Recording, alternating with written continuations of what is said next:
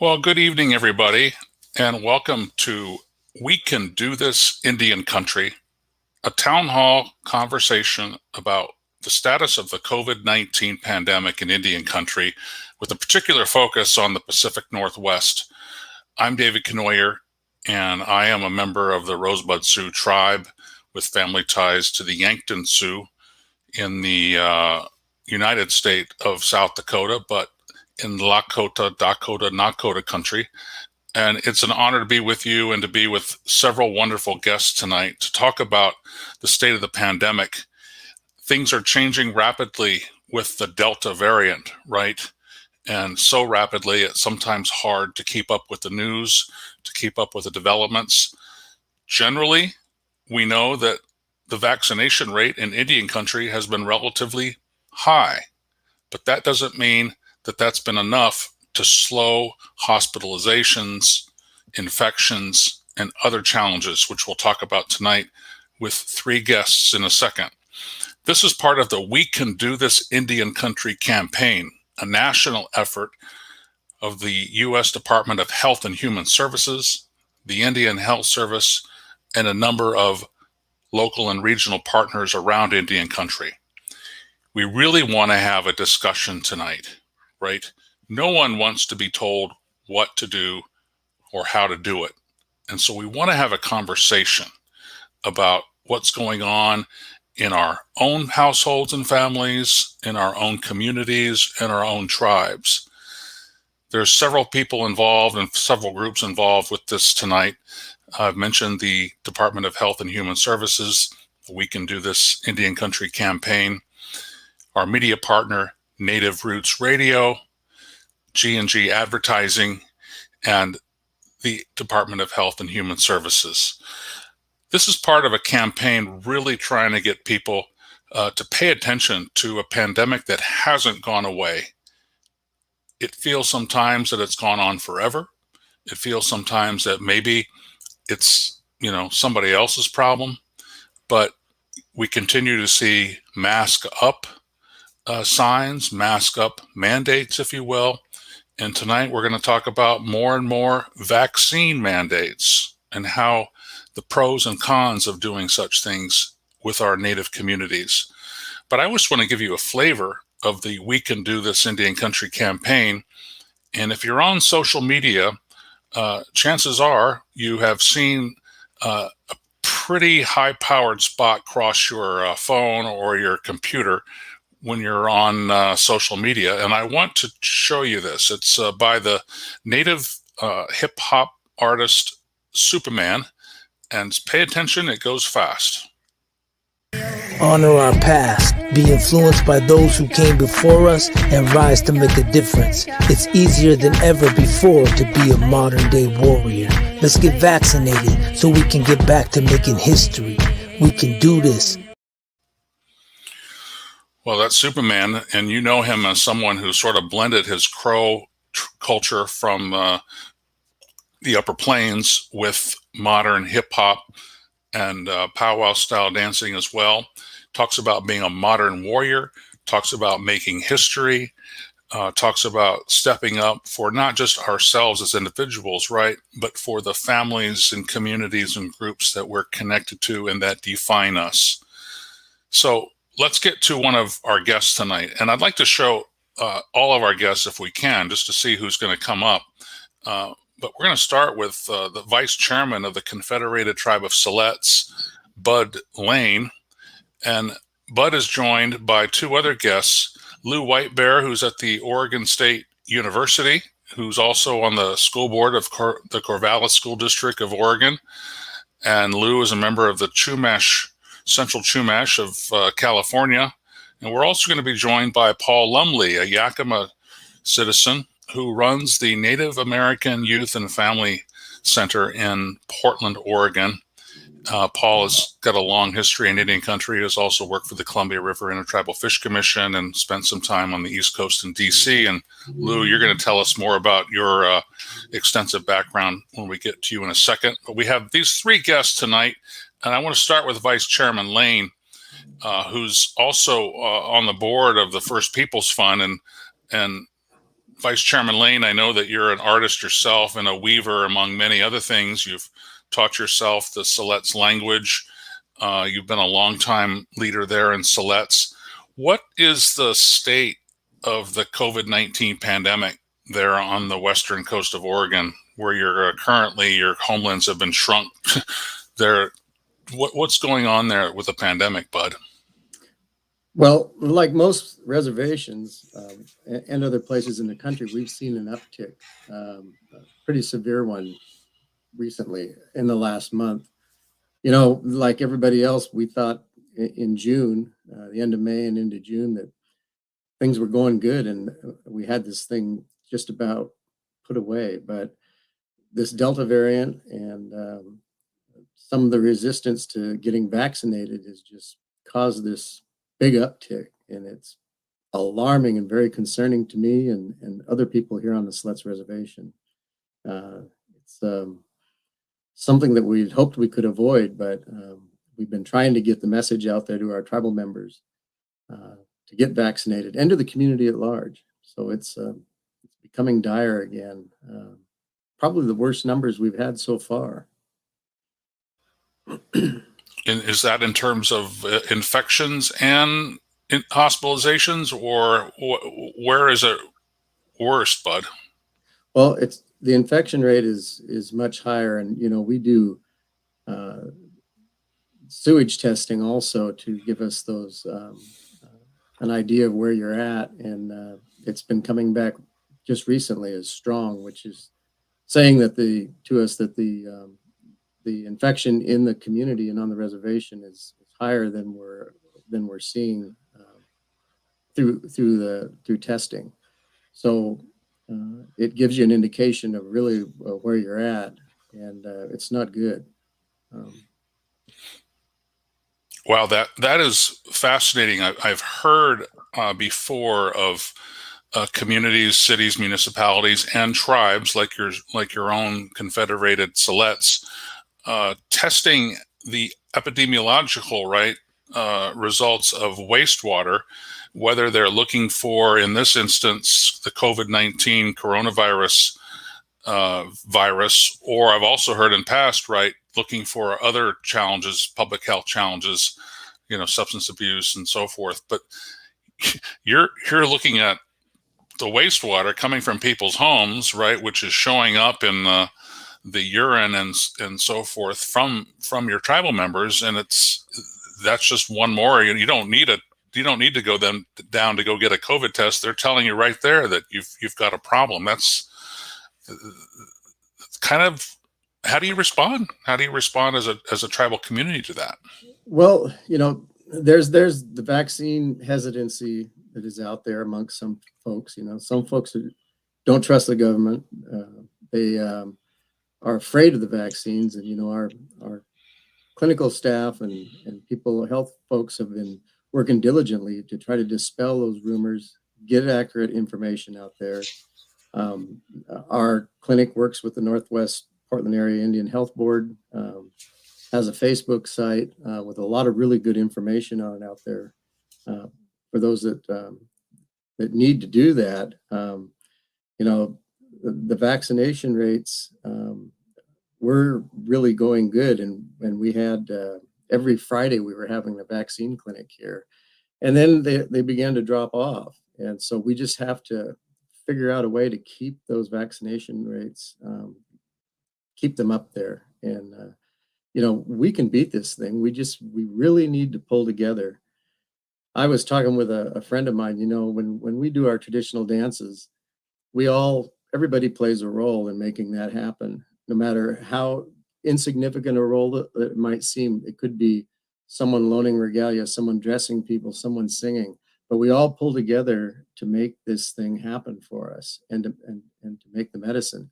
And we need to do the same thing here. We need to make sure that everybody is included and reach out to those folks that are hesitant and get them the right information. And it's also with a lot of our people too. We live in extended families, live together, and education about how this disease spreads is so important. cycle and to get people to understand that. But we have had some success, and our clinic has done a wonderful job, our health folks, in battling this, but it's a struggle. It's an uphill struggle. So if someone at Siletz wanted the vaccine, Vice Chairman Lane, they would just go down to your clinic pretty much? Yes. Yep. And we do the vaccine clinics on Friday, so they can come in and get it. And we've actually gone out to the larger community when our vaccination rates started to drop off, and have been vaccinating anybody in the community that wants it. It's interesting. I think the White House has announced that the recent numbers are showing a higher rate of vaccination for the first time doses for people. 450,000 people a day nationwide, which is up almost 200,000 people a day since about a month ago. So it seems that the spread, and as you say, there in your community in Western Oregon, sort of a surge, or resurgence of the virus is waking people up again, or sort of a call to arms. You mentioned the distrust of government. Is part of that just Oregon in general, or what do you think? And how do we start a conversation with folks, right, that just have questioned the speed of the approval, right? You name it, right? Well, there's lots of things to look at when we talk about this type of thing, but there's resistance to being vaccinated for any number of reasons. Mistrust of the government. There's some of the historic things that have happened to minority people, being guinea pigs for the federal government. So that's out there. But that being said, this it's like with the booster shots that people are talking about now. We've already been able to do some of that, and so we're looking towards doing that also. But getting people to get vaccinated and for them to understand that as a community, it's an obligation that we have to one another. This country focuses a lot on individual rights, but we need to focus on the well-being of the tribes and of the general population, pulling together, all paddling in the same direction. So hopefully we can overcome that mistrust with good information, and our health people are doing a wonderful job. We just have to do better than we're doing now. Well, and there has been some positive news, right? We heard in the last few days that the Pfizer vaccine has now received full and official approval for people 16 and older. All the vaccines had received previous approval, right, under an emergency use status. And I think some people were concerned that, all of the studies hadn't happened or what have you. But now we know Pfizer is good to go totally on every level. And it wasn't unsafe before. It's just that they have dotted every I and crossed every T. So that's a positive development. And as I understand, all the other vaccines are in similar phases of final and official approval, and also being tested for their efficacy with children. And I think that's on the minds of a lot of people too, is when are we going to be able to get these vaccines to young people under the age of 12? Because right now it's 12 and older. And I'd like to bring into this conversation, Vice Chairman, if you can stay with us, Lou Whitebear, who's in Corvallis, a couple hours east and a little south of you. Lou is on the school board there. And before I ask you the question, Dr. Whitebear, maybe you'd like to introduce yourself more formally. Sure. Haku, everyone. My name is Luke Whitebear. I go by Lou and use she, her pronouns. I'm enrolled with the Coastal Band of the Chumash Nation, and also have Wastec and Cochimi ancestry. And I was just really sitting here listening to Bud because I have a lot of family over in Siletz too, and just hearing from them what's going on over there too. So I'm sitting with what he's saying. So forgive me for this long intro, but I work at Oregon State University. I'm the center director of our Native American Longhouse, ENA House, which is one of seven cultural resource centers I'm on the Corvallis School Board and do some other community work too with murdered and missing Indigenous women's advocacy as well. And so, what was the question again? I'm sorry. Sure. Thank you, Lou, and thanks for joining us. What's the situation with students in the school district there, in terms of mask mandates, in terms of vaccination issues? What are you dealing with as a school board member there?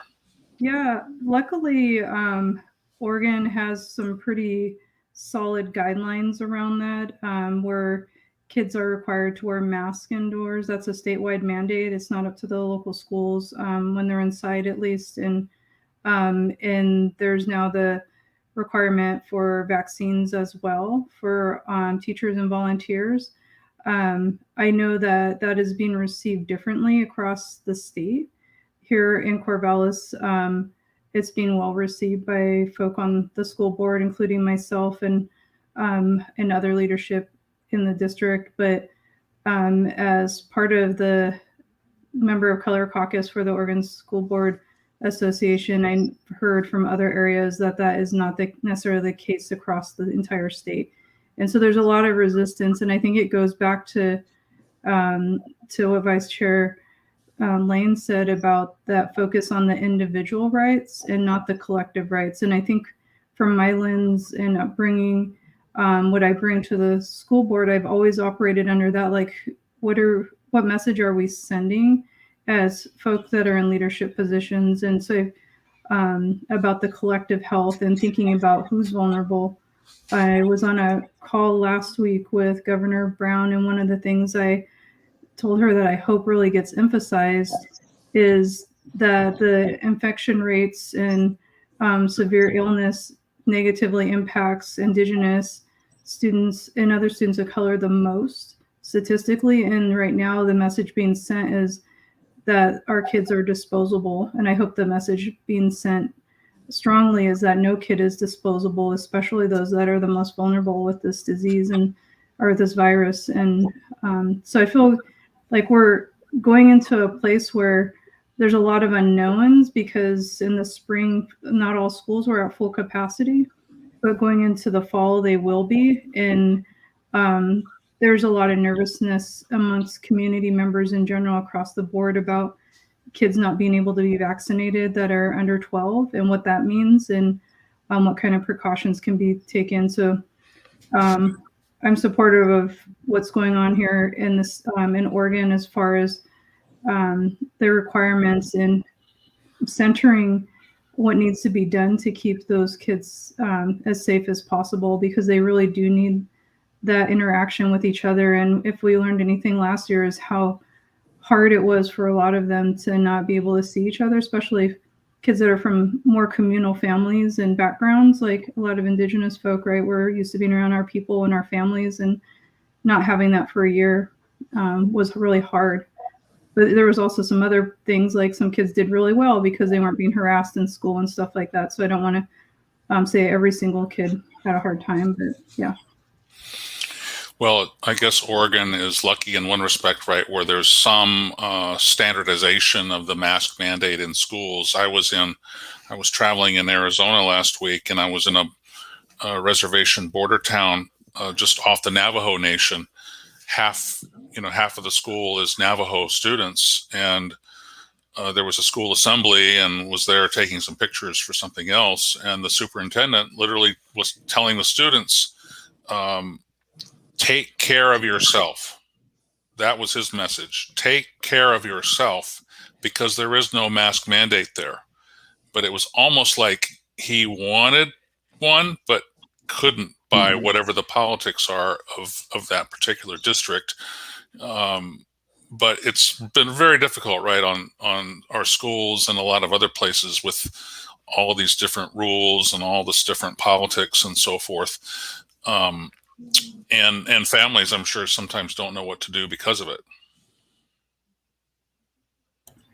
Yeah, that's definitely, I've seen that in other areas, and also like bringing in examples from other places in the country, or even other districts that aren't here, being brought up as examples of what we should be doing when there's statewide requirements that are being followed. So I'm thankful that there is too, because I've know teachers in other states too, that were really struggling with that, with not being able to wear a mask, and they have kids and families as well, and the impacts of not being able to take that small step of wearing a mask, since that has been shown to be effective, and to be told they literally can't has been really hard, and it puts teachers in a even harder situation when they are really trying to support kids and keep them in school and keep themselves there just so they can teach. And the message being sent from perhaps other governors is that you can't do that. Yeah, it's interesting, and I should note that most of the kids in that school I saw last week were wearing masks, by their own choice. And my observations of Native people in Arizona were that most Native people, particularly on the reservations, were wearing masks. The pandemic never ended there. And I think particularly in the Southwest, where we know the numbers were quite high in terms of infection, hospitalizations, and even death rates, right? It isn't over, by any stretch of the imagination. And I think we're seeing more governors and more decision makers bring back those mandates, just as the TSA on airplanes, the FAA has, right? The president's executive order. If you're going to get on an airplane, you have to wear masks, So what's the big deal, right? Chairman Lane, Vice Chairman Lane, what are you hearing in terms of, the numbers and the impact on Indian country? I know sometimes data is challenging, to get totally accurate data on head counts in our communities. We've heard positive numbers in terms of general vaccination rates, and yet we've also seen stories that the total death rate numbers, infection rates, the real negative impact on Indian country has been undercounted. What's your experience and thoughts on that? Well, I would agree that it's been undercounted. I think that it's a moving target. There's some reservations that were hit early on and hard, and have somewhat recovered, even though it's with the Delta virus variant. It's still there's an uptick almost everywhere now. So it's a mixed bag. There were places back east that got hit, or in the Southwest that got hit really hard. So, those numbers vary from place to place. I think that the most unfortunate thing is that these mandates, and resistance to them got weaponized in a political way, and that resistance is what we really need to work on to keep those rates down. We know what works. I mean, everybody knows what keeps the rates down. We've got to get vaccinated. We've got to wear masks. We have to stay, isolate ourselves as best we can, or keep your bubbles small. There's several things that we know that work. And again, getting that to happen and to make sure that our kids are safe. And I was really dismayed that the vaccines for the young kids, now they're saying won't happen until close to the end of the year, is what I saw on the news today. And I was hoping they would be happening maybe next month or in October. But at any rate, as you mentioned, also the approval, the FDA approval for the vaccines, not on an emergency basis, but the thorough approvals through. So that's going to be another tool in our war chest in fighting this thing. So yeah, the numbers are a mixed bag, though. Yeah, I understand the Pfizer vaccine is going to submit its data on tests with young children to the age of 5 sometime in September.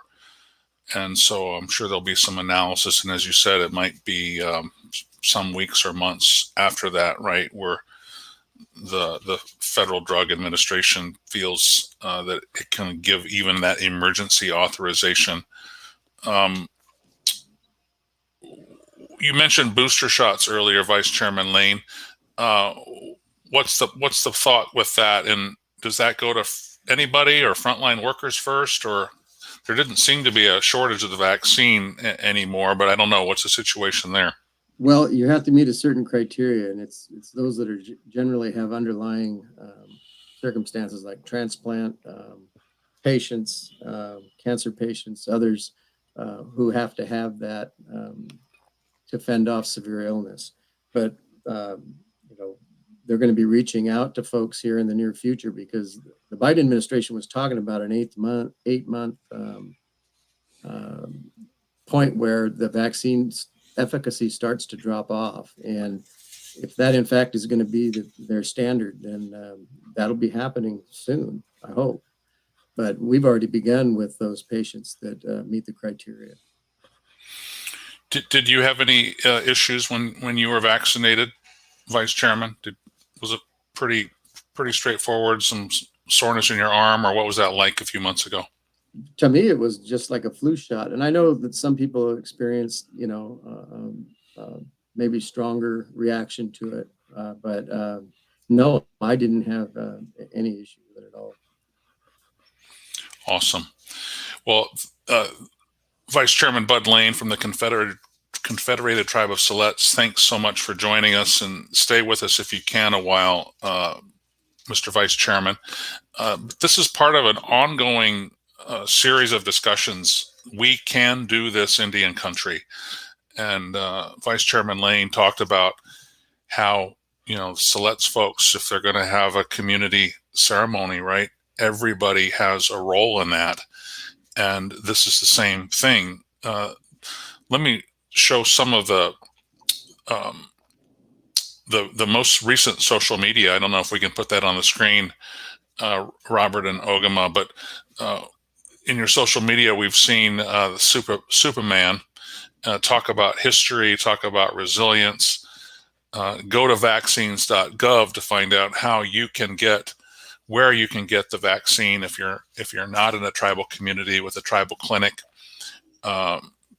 Being a warrior, coming together, doing this together, not just for me, but for we, right, for us. And it's time, right? It's time to do this so that we can come together. Vice Chairman, you talked about you haven't had your powwow in a couple of years. What's you're as a tribe that was terminated and really had to claw back and fight back to be recognized as a tribe, right? And here you, as a federally recognized tribe, not that you never weren't one, but what's it like not to be able to come together and be a community?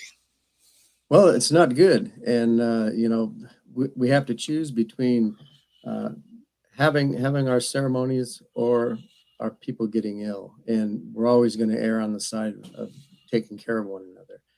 But, we've tried to do, we've made plans, but we've had to do everything virtually now. So we've done our culture camp that we put on annually virtually, and people filming, making traditional things and teaching virtually. Run to the Rogue, we do a relay run back down to a treaty signing area on the Rogue River that represented ceded lands that our people ceded for the Siletz Reservation. So we've done these things, we've filled in where we can, but it's painful not to do these things. And I'm concerned about it. The longer it goes on, what does that mean for us? What could we lose, So it's something that we look at with alarm. Well, we hope that you can come back together at least by next summer. But this pandemic isn't necessarily going to go away that easy, right?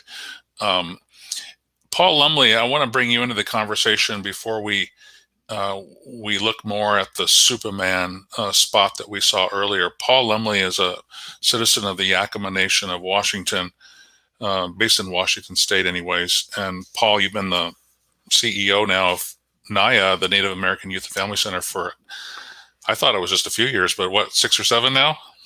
5. What's going on with COVID-19 with, you're one of the biggest urban Indian service providers in the whole country. How have you had to cope with this? Well, I think like everybody else, it was a pretty difficult transition in the beginning. We had to change our programming. We're primarily an on-site community-based organization. We have a Native American high school. And to switch everything over to being as virtual as possible was pretty hard, but we did it, and we changed our programming. We served a lot of meals, delivered a lot of meals to the community. We're running about 2,000 a week for well over a year, and we have a huge food pantry and did several drives for family products, diaper products, a lot of resources. I really do want to thank the local governments and foundations who supported our efforts to get resources into the community. A lot of gift cards, a lot of emergency energy and rental assistance. A lot of people were without work. A lot of businesses were about ready to go out of business, so we've been helping them. Housing is huge. A lot of people are on the edge already, and the pandemic just pushed them even further over the edge. So we have major issues with homelessness, and so we just did the best we can. It was hard, but we didn't have a choice. When this pandemic started, we had to lean into the crisis. We couldn't stand back. The community needed us, now more than ever, and we stood up to the challenge. And so, yeah, it was hard. It was a real wonderful day, though, when we heard that this vaccine was going to be so effective, and then now we have 3. And it's something that we hoped we would be out of by now, but it looks like this virus is going to be with us for a long time to come. We are struggling right now with the vaccine mandate because we do have a high school, and we have to follow what the state of Oregon and Portland Public Schools is requiring of us and all of our staff. We have to be as flexible as possible because not everybody can accept the vaccine. Some people have medical or religious objections to it, and a lot of people are hesitant. And I studied it carefully myself. I came to my own conclusion that I would get the vaccine as soon as I could, and I did. But we have to meet people where they are.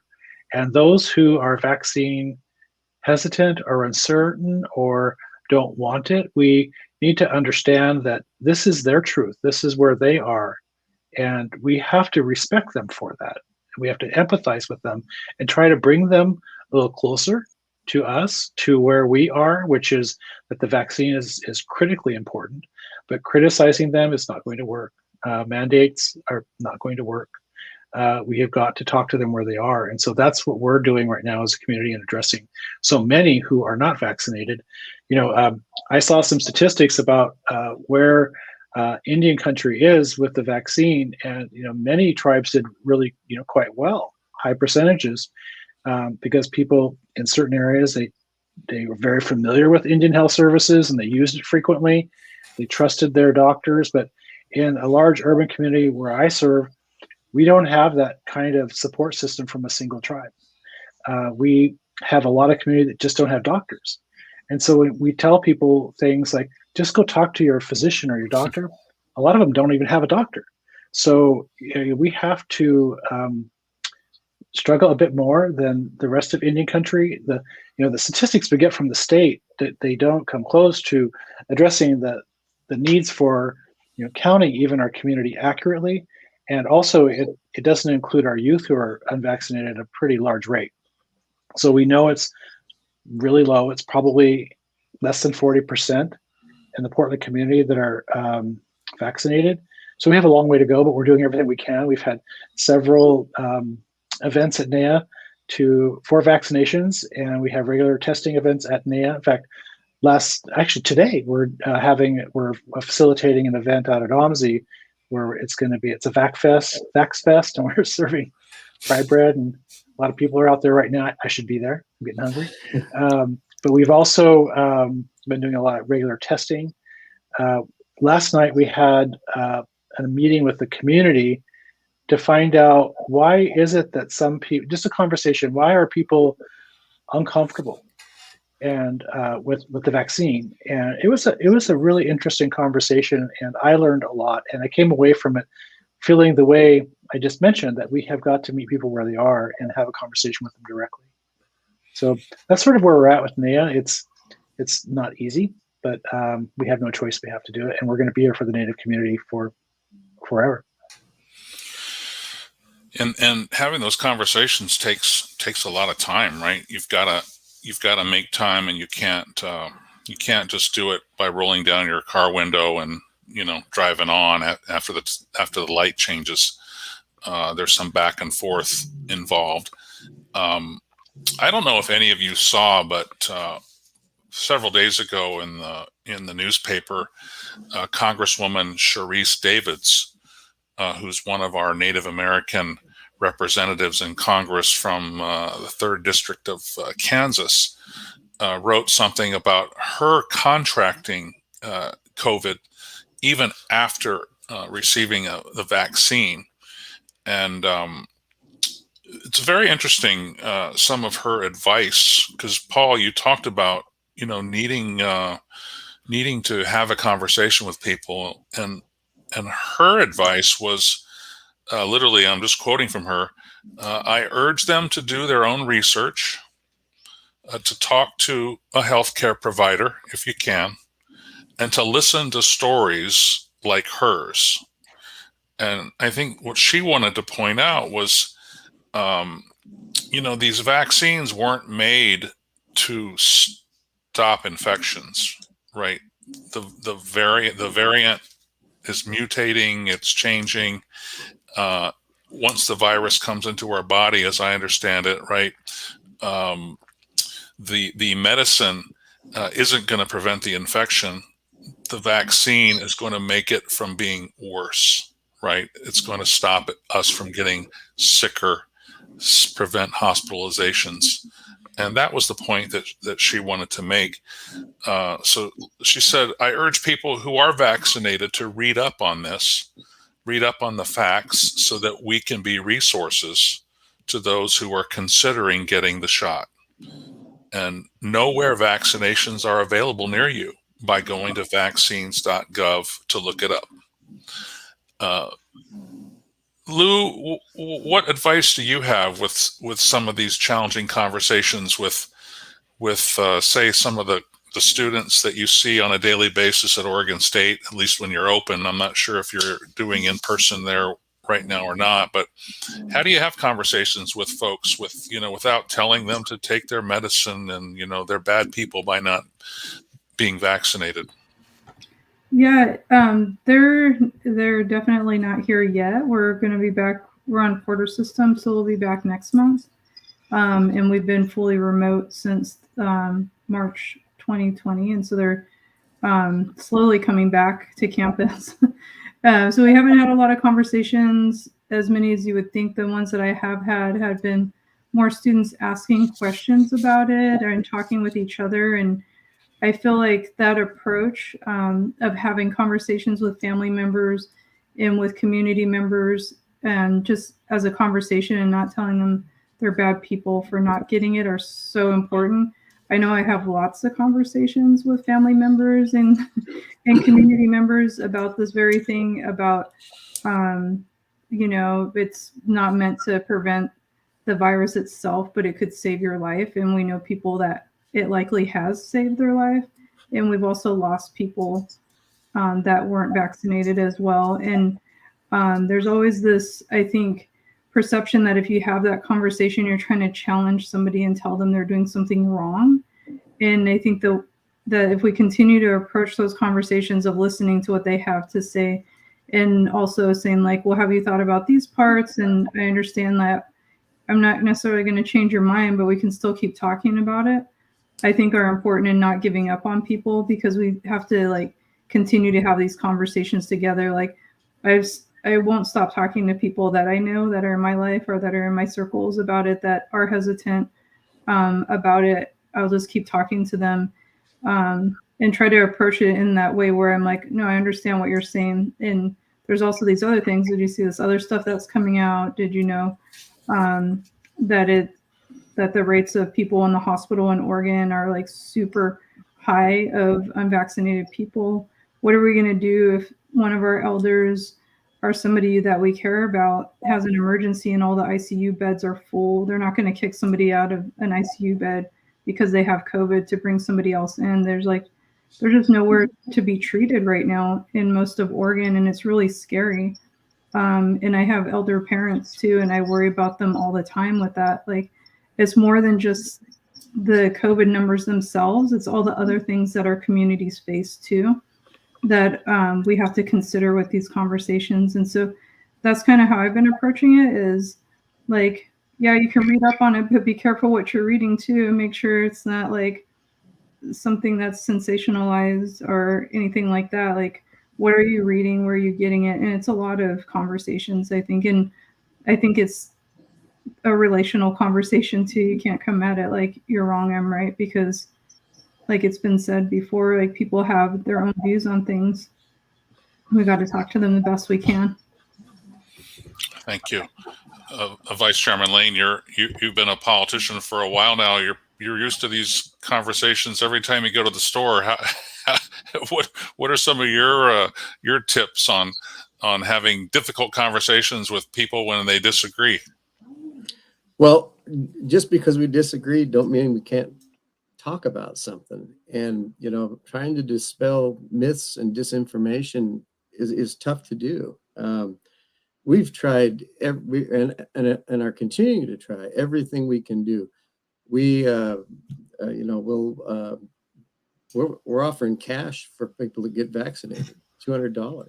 So all you have to do is show us that you've been vaccinated and fill out a form, and we have that incentive for our people to get vaccinated. If people drive out from out of the area, if they don't happen to live on the reservation here, we offer them a room for the night to stay over, or a gas voucher to get you there.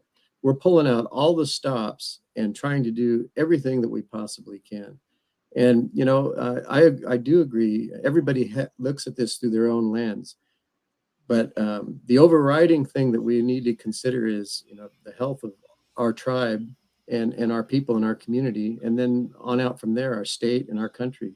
This isn't going to be over with until we get the world vaccinated. This all emanated from allegedly a place in China, and it can come and another variant come in from somewhere else. So we're only as safe as the last person that gets vaccinated. And we just have to be innovative and come up with all of the things that we can muster to fight this thing. I think that's an important point, right?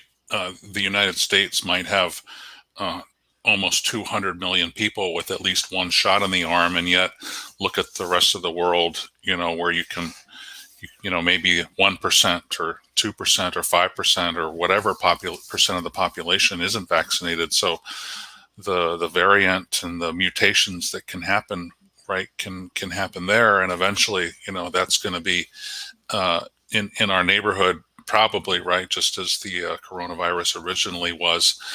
And right, no one, we never probably were a country that you could speak from the mountaintop and everybody would just follow blindly.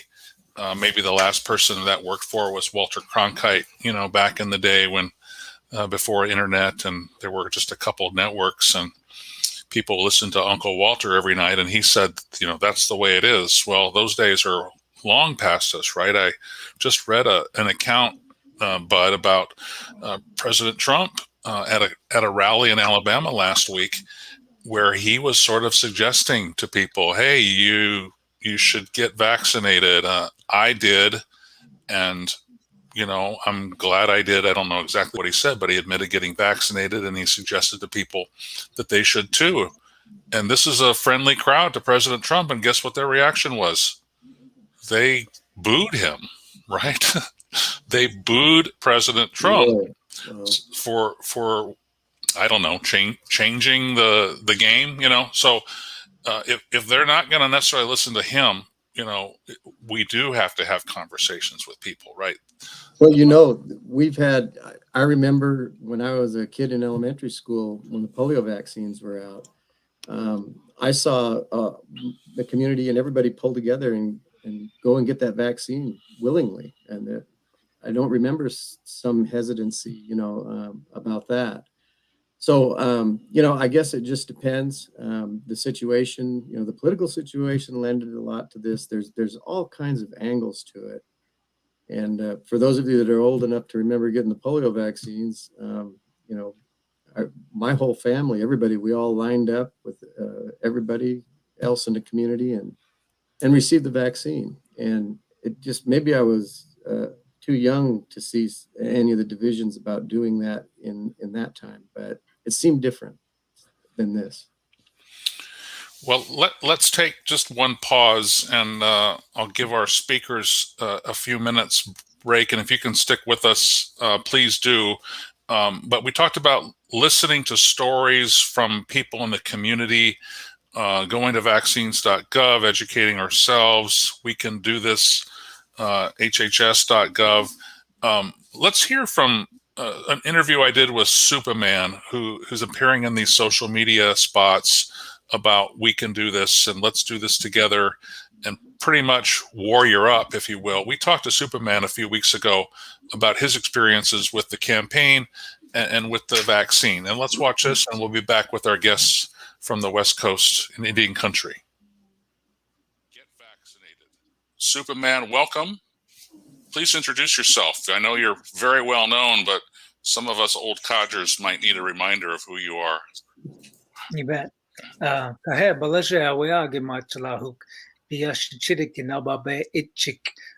up, my relatives? My name is Christian Parrish, Takes the Gun, aka Superman.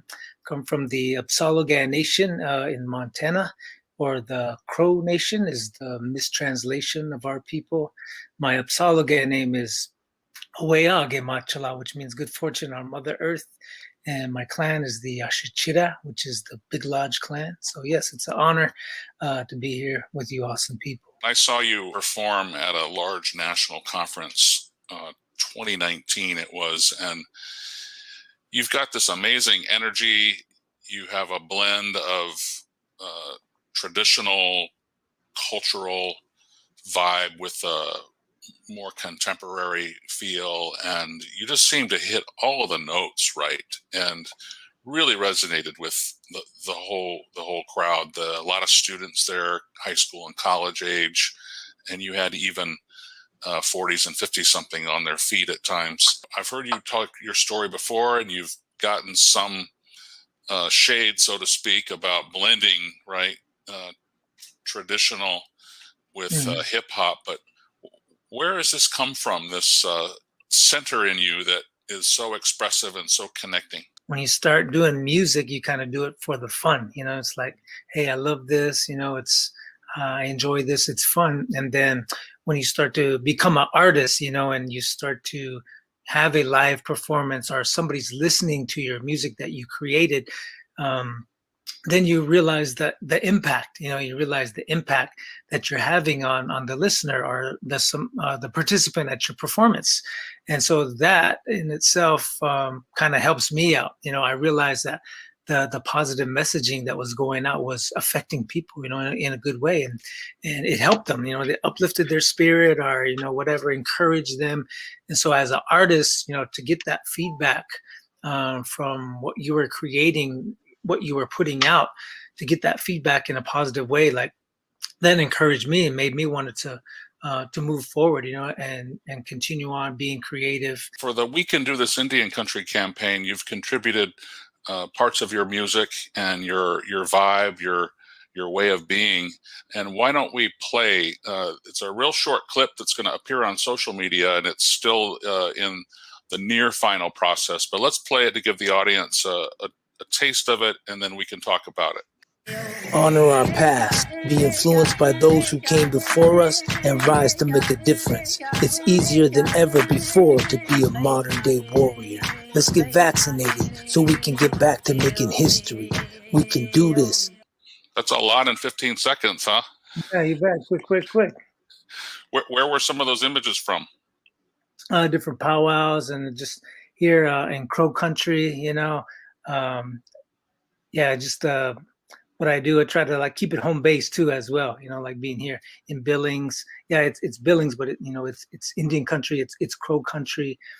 So yeah, it's like you heard the music there. That's the infusion right there. It's a round dance song, but it's also some hip hop music at the same time. So good vibes. I know you've worked with G&G Advertising, which is the American Indian Alaska Native subcontractor for the We Can Do This Indian Country campaign under the Department of Health and Human Services. You've worked with G&G before. What's that back and forth process like? I mean, you're an artist, and all artists have a vision, right? It's always good. It's always smooth. We connect good, communication's good, and they're always open to how I feel, especially being an artist and being, have been doing this for so many years. I know, the community, in Indian country, social media, and all of that. And so I know my own audience and how they respond, and just the whole community. And so when they had their ideas, we kind of brought them together and came up with that, which is awesome.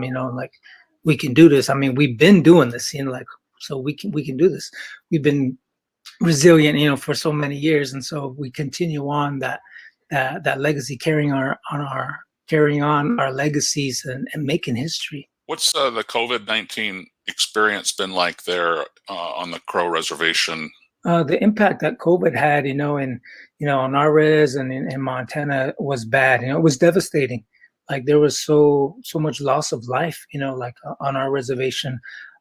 So many elders, language speakers, the cultural, the historians, they had all this knowledge, and then, along comes COVID-19 and just taking out our people in that way. So, we were in a state of emergency, in a state of shock, of what to do, and, like, what's going to happen. And so, yeah, it's definitely, devastated, Indian country in itself. And so to be able to, hey, man, what can I do? How can we help each other be safe? How can we protect our elders? How can we protect our people? And so I think we all kind of have that urgency. How do we persuade people who are still maybe on the fence or skeptical, or maybe have turned to other issues? How do we have a conversation with folks to consider getting vaccinated and to pay attention to this now, right? With the variant, that Delta variant, supposed to be more transmissible and even more threatening in many ways. How do we get people's attention? We get so in the routine of, it's done. We're, it's all good. We're no more masks, things like that. We easily get in our comfort zone. And I think at the same time, though, like the impact that it did have, on our families, everybody was impacted. Like, everybody in our res pretty much lost somebody, from COVID. And so that kind of like makes people understand that this is serious business. Like, we have to do this, for our people to move forward. And so I think staying creative, and reaching out to the community and in ways like this, like with the PSAs and just kind of like continuing on, letting people know the info, and it's like, we're not out of the dark, we're not out of the woods yet. We're still, let's make this, so we don't have to go through this again. Let's just solidify this protection here. Let's look at what's going to pop up on people's phones in the next couple weeks from this We Can Do This campaign, and tell us what we're seeing here. So you're seeing, performing. So when COVID hit, it was just like, boom, that was the end. There was no gatherings. People couldn't go to concerts. They couldn't have conferences. We couldn't go to, ceremonies. We couldn't gather. And so this is what you see is me, live, performing live again. See the interaction with the crowd, us coming together again, enjoying one another's presence. And so, that's where we want to be. That's where we want to be with this. And so in order to do that, we gotta solidify that. Getting vaccinated is one of those ways of where we can solidify that protection and that peace. I missed it, for that whole year. There was no interaction, and so when I had another gathering, it's just like, hey, this feels good. I forgot how this feels to interact, to shake a person's hand, just to connect with them, physically. You realize the value of it. You realize the value of that connection. Let's watch that 15-second spot one more time and pinpoint anything else that jumps out at you, because it's there's just so much there in 15 seconds. It's amazing.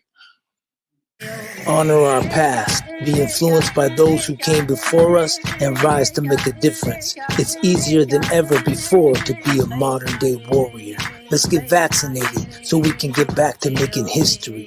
We can do this. Yeah, so definitely, honor our past. Bam, you got an amazing leader there. Sitting Bull himself. And then you got the old footage there of the dancing of people coming together. And then you have me in my outfit. I'm there in the modern day world of the colonized world, but at the same time enjoying the culture, representing the culture.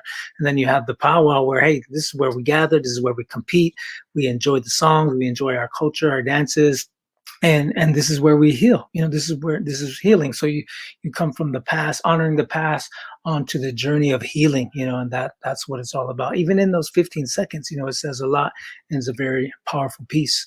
Did you have any questions yourself when you were thinking about the vaccine and whether you should get it or not?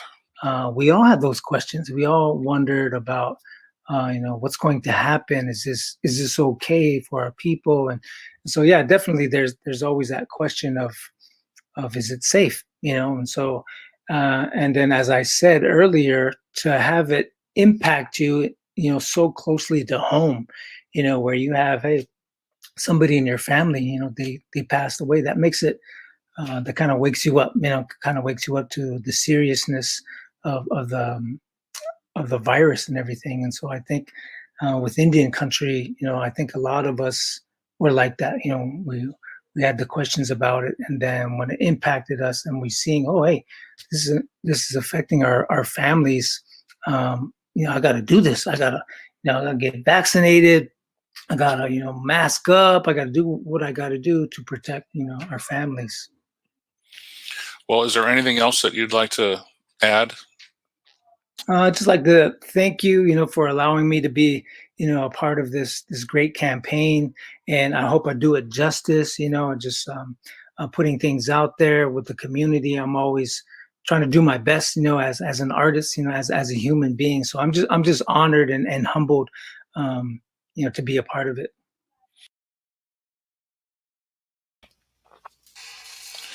Well, that was an interview with Superman, also known as Christian Parrish Takes the Gun, who's been featured in social media spots for We Can Do This Indian Country, a COVID-19 campaign to get Indian country talking about vaccines and why they can prevent more serious complications from COVID-19. And Superman we talked to from the Crow Reservation, Billings, Montana, not long ago. But it's great to have three experts tonight joining us from Hey, David. Indian country. Yes, Paul, go.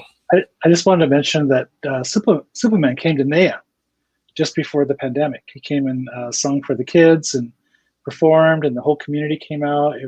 He's an outstanding role model for Indian country. I look up to him and all that he's done, and he speaks his truth always. I certainly hope that anybody who just saw that interview really takes it to heart, because I am grounded by my teachings, by the way I was raised, and we are here not just for ourselves, but for a whole community, a whole tribe that we are a part of. And he understands that too, and he speaks his truth that way. And I hope other people will really take it to heart. I was looking at the chat room, and somebody put a question in there, which I think is worth discussing. And it's somebody's got fear of losing their job because they're not going to get vaccinated, and that's a real thing out there. There are different approaches to mandating the vaccine. At NEA, we're probably going to approach it as you have to be vaccinated by a certain date, and if you're not, then you have to be tested weekly until you can provide proof that you've been vaccinated. And we encourage, of course, everybody to do so. And there's an exemption form for medical or religious reasons. But I don't want my staff living in fear. But I also have a duty to keep our staff safe, the community we're serving safe. We're going to do the best job we can, and that includes masking, testing, and vaccinations. Yeah, I've also heard of that. The regular test option in those cases. And if you're masking and if you're maintaining social distance and doing the rest, though, I mean, that would speak highly, right, to your commitment to want to be there and to be there in a respectful way, which is, to me, most of the, much of the game, right? And if you're doing that, the conversation about vaccine would certainly be a lot easier, you would think. But as you said before, not everybody's. We do have differences to discuss. Paul, you work with young people, you work with elders, you've got multiple tribal members, coming from all parts of the country into NAYA. What's the temperature right now, right? Several folks have talked about the pandemic sort of making visible all the challenges in life, whether it's housing and real, living wage jobs and well-being and culture. But so much has changed, right, in the last couple of years with the pandemic, with the stimulus payments, with, it seems crazy, wildfires aren't, getting any better. What's your sense of the state of Indian country from your vantage point there in Portland? Well, I think the state of Indian country is very different depending on where you're at.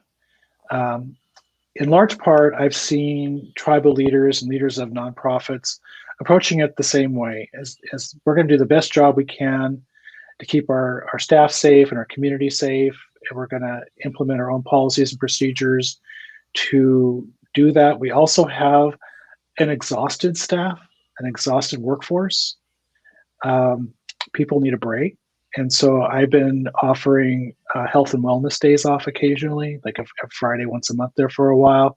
So, it's long, hard, grueling work for some of us, but I'm glad, like they are too, that they still have a job, because so many people are still unemployed because of the pandemic. So, there's people are living in fear. Even if those are vaccinated, they're still living in fear. Those who are unvaccinated are as well. So, it's not an easy time. And we're looking at, almost 2 years into this pandemic, and it's not showing signs of going away like we thought. So that part is quite disappointing. Bud made a good point that it's not going to go away until the whole world gets vaccinated. And that's going to take some time. So we know it's going to be here. I was talking to a few staff members privately about this virus, and there's a good chance it's going to be with us for the rest of our lives. There was reference earlier about the polio vaccine, which I got, and that disease affected young kids first, the youngest first. This disease, coronavirus, is affected older people first. And it seemed like there was, for some reason, less urgency, and it got politicized right away, which was so damaging. The social media out there is offering conspiracy theories and facts that just are not true. It has really, really put a damper on everything that we're trying to do as a community. And so, yeah, it's hard. I see everybody struggling. I see everybody doing the right thing. There are a lot of resources that people had to deploy. The tribes did a great job of it. Organizations like mine, we obviously did the best we could at getting resources out to the community, and we'll keep doing it. But yeah, it's pretty hard. Lou White Bear in Corvallis, Oregon, works Oregon State University, and you are also a school board member in Corvallis, mother of three. How do you talk to your kids about this and keep them focused, and or maybe they help you stay focused? What's it like in your household? Yeah, I know that I recognize that I'm in a place of privilege, being able to work from home right now. And so that's been something that I've had a conversation with my own kids about recognizing that too, and that there's people that are out there that can't, and to always remember to be respectful of each other when they go out, and understanding where each other's coming from. I did want to, can I go back to what Paul brought that question in? I think there's also misinformation about the vaccine mandates, and I'm really glad that Paul brought that question in, because there are exemptions, and what my views are versus what somebody else's views are. There are those individual rights for the medical reasons and the people that can't get them that were mentioned earlier. And so that's where, and there's also the religious and philosophical thing in Oregon too. That's not in all states. And I think it's important for people to, if they're thinking they're going to lose their job, and they do have one of those things that would give them an exemption, that they find out about it, because it's important too. But there's always that, not the but there's also the reality too, right? That we are in a crisis mode. This isn't the time to like say it's just because I don't want to. Like, what are the reasons why? And like trying to have those conversations of what is it deep down inside that's making folk hesitant, and getting through that and trying to get past it. Because this is flowing into one of the things I talked to with my kids about, is that that this isn't the first time, and I've had these in conversations with community as well in some of our ceremony circles too, is that this isn't the first time our people have experienced disease at all. And we weren't protected. We were somewhat protected by our ceremonies and our songs and our prayers, but we lost a lot of people during those times too. And sometimes we have to do both. Like, what would our people look like right now if they weren't decimated by disease from contact? And luckily right now we're not seeing the death rates as high as back then, but we're also a small population. I think the census information just came out, and it's still pretty low. We're still pretty low on the national scene as far as how many people we have left here, and we can't really afford to lose our people like that. And so I talked to my kids about things like this, and it's just the reality of where we're at, and like, stay safe, do what you can, like pray for your grandparents and your family members and everybody out there that we don't even know. And we come from a really ceremonial family, so I'm always reminding them, like, we can have ceremony here, and whether or not people know we're having that ceremony at that moment, it's for the people, and it's for that collective strength together. And I get emotional talking about it, because I really miss our ceremonies, like in their powwows and stuff. Like Bud was talking about earlier, our family has a family fry bread booth, and we're like third generation at this point at the Sluts powwow. Our kids are part of it too. They grew up there. And so not having that's hard. And we know that when we do have it again, some people that always came up and were like, I'm ready for your fry bread. I make the fry bread, by the way, shout out for my fry bread skills. And I know some of our family and friends aren't going to be there because we've lost them during this. And that's really hard to sit with and think about. But I do talk to my kids about it, and we get through it together. We always come back to our ceremonial pieces that we can do here and stay grounded in that, because we can't just, I know a lot of the focus is on like, we're scared and we're afraid, but we have to face our future together and not be scared for when we come back. And we have to be able to bring our ceremonies back with us, because they've been put to sleep before. It's not like they haven't, and we found a way to bring them back. And right now, how I view it is that, and how I talk to it with my kids, is right now our ceremonies are resting, and we still carry them right here, and our spirits still carry them, and our ancestors are still with us, and we'll be able to gather in our ceremonies and bring them back when the time's right. And I know that there's some tribal communities that are doing them right now, and but not everybody is, and not everybody's able to go to the ceremonies that they're used to doing. And so that's some of the things I talk to my kids about, is like, how do we keep our stories going in our ways, and we do what we can here, and stay connected the best we can. If we're going to keep the circle strong, Bud, keeping your Siletz community together, not having your annual powwows, how do you keep the circle strong when we're all virtual on Zoom or what have you? You're muted. Maybe. There you go. Oh.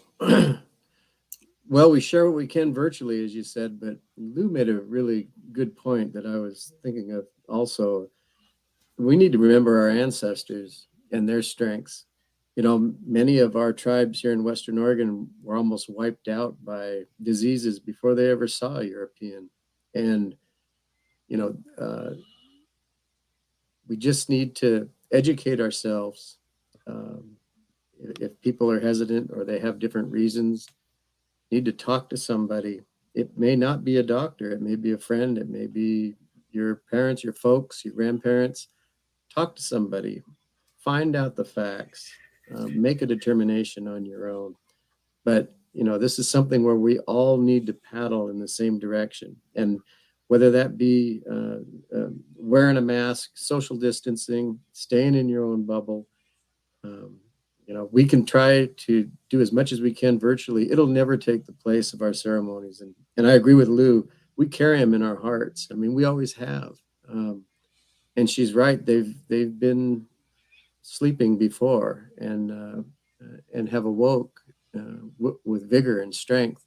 And we'll do that again. I'm sure we'll do that again. But it's going to be a trying time for us. And, you know, to this pandemic, there isn't any right answer. It's going to take all of us pulling in the same direction, getting that information, making those decisions that help to keep us all healthy and well. Hey, David, can I add to that? Please. You know, I really appreciate the comments because I think about this frequently, that all of the people before us, our ancestors who sacrificed so much so that we could be alive today. You know, think of all they went through: wars, famines, being relocated, disease. You know, we owe it to them. We owe it to them to do the things that are actually not that hard. You know, when I put a mask on, it's not to save me from the vaccine. It's in case I get sick, I'm trying to prevent you from getting the vaccine. That is easy. It saves other natives' lives. Getting a vaccine is not that hard. It's the most studied vaccine in history. We put other things in our bodies. You know, people are afraid of needles, but, you know, we don't raise questions about our relatives who are suffering with diabetes and have to give themselves shots. We take flu shots. You know, if you get sick from this vaccine, from this disease, and because you weren't vaccinated, you'll end up in the hospital. And I can assure you, they're going to poke all kinds of holes in you, put all kinds of things in you to keep you alive, including oxygen. So this is not a hard thing for us to do. We owe it to our ancestors. Yeah, it was quite easy. In fact, for me, anyways, you know, here's my card, and the biggest pain for me was all the reminders and the texts and the phone calls I kept getting. Right, don't forget. So I can't wait to be there. I'll, you know, don't stop bothering me. Right. I love this conversation about ceremonies too, and you know, there's different kinds of ceremonies. You know, I think even, you know, sitting together and listening, deep listening, you know, kind of a talking circle type situation feels ceremonial. Even I remember a different youth group, Paul, where they had bicycles that they were getting to the kids, and they didn't know these bicycles. And this was a group down in Albuquerque, New Mexico, and probably Pueblo Navajo kids, but I don't know exactly. They didn't know these bicycles because they'd been donated. And so the kids, the adolescents, wanted to have a ceremony just to sort of bless those bikes, right? Because they were not known to them and they weren't new, and they wanted to do that, right? So I think these times call for that kind of creativity and leadership, if you will, right? And there's different kinds of leadership, and there's different kinds of ways that we can keep each other strong. And I think even just listening and being there is a big part of it. When times feel so as you said, fearful, right? The unknown, and the fact that we're going to be with this for a while, right? Let me give final words tonight. Just before we close, this is part of the We Can Do This Indian Country campaign, and I'm really grateful for your participation and those who have tuned in across Indian Country. Thank you for doing so. There's more information at wecandothis.hhs.gov, and more information at vaccines.gov as well. But closing thoughts before we say goodnight. Vice Chairman Lane, you want to offer those? Well, I just wish blessings upon all of the viewers, all of us here that have participated tonight. I hope your families and your peoples stay strong, stay well. We've been down this road before, our ancestors have. We have to keep the faith and do what we can to protect our people and ourselves. So may the blessings be with all of you. Hu chan hu na hut hatle. Thank you. Lou White Bear there in Central Oregon. What are your thoughts tonight?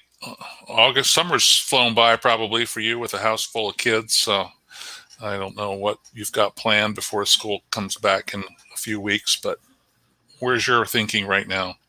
Yeah, I'm just trying to stay grounded and get ready for whatever fall brings, because it's right around the corner. And I know there's lots of parents all over the country that are thinking the same thing, like what's going to happen when kids go back to school, and will they stay in school? And especially here in Oregon, I would say, and I just hope they do. And I have a lot going on in my mind right now listening to this conversation, and yeah, I'm just trying to stay committed to that we're going to make it through, and I have faith in that we will. Our ancestors made it through before, and so I know we will. Thank you. Paul Lumley, thank you for joining us, CEO of Native American Youth and Family Center in Portland. What's on your mind tonight? And I know you probably have 1,000 things to do, as do the other folks, and maybe you've even been checking some of those to-dos as we've been talking. But thank you for your frank reminder, right, that everybody's not on the same page with this, and we have to find ways to talk to each other and not judge or yell or refuse to talk. Well, first of all, I want to thank you, David, for the invitation to be here tonight. I enjoyed the conversation, and I hope that people out in social media land checked it out and maybe picked up something that would help them. If anybody out there is concerned or not quite sure about the vaccine or even dead set against it, I hope we change some minds, because it does save lives. And I really also appreciate the campaign name, which is "We Can Do This Indian Country," because I know we can. We are together always, and we are stronger together. Well, thank you, Paul Lumley, Native American Youth and Family Center, Lou White Bear from Oregon State University, and the Chumash, Central Chumash, and Vice Chairman Bud Lane. Bud, I'm going to put you on the spot just a little bit, because I know your personal story before we close. But, once upon a time, you were trying to revive some ceremonies there at Silet's that hadn't been practiced in a long time, and you kind of had to bend the rules, right, to make some regalia that those ceremonies needed that no one else was making, and you just did it. And you've been vice chair there for 2 decades, and you're used to this. But how do we all step up to that kind of leadership? Maybe not vice chair, maybe not CEO, maybe not director, but how do we be part of a circle and find our voice and find our role? Well, one of the things that I've always done is it needs a lot of prayer. Also, talk with your elders. There's a lot of wisdom out there you can just reach out and get. But you also got to believe in yourself and believe in your family. My most important title is grandpa, and I've got my granddaughter that I need to protect, that I have. It's one of those things that you love more than anything else in the world. You never think that you could love something so much, and you find out how important those things are to you. So, protecting our people, doing the right thing. Sometimes it isn't the popular thing. Sometimes you have to just plow ahead and do what you're going to do, and ask for guidance for that. And it's not always an easy thing to do.